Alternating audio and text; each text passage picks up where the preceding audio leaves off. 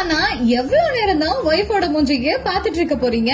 ஆபீஸுக்கு வந்து வேலைய பார்க்கலாம் அப்படின்னு சொல்லி ஒரு புதிய சர்ச்சையை கிளப்பி இருக்காரு L&T நிறுவன தலைவரான SN சுப்பிரமணியன். வாரத்துக்கு 90 மணி நேரம் இந்தியர்கள் வேலை செய்யணும்னு சொன்ன சுப்பிரமணியன் வாங்குற சம்பளம் எவ்வளவுன்னு தெரியுமா?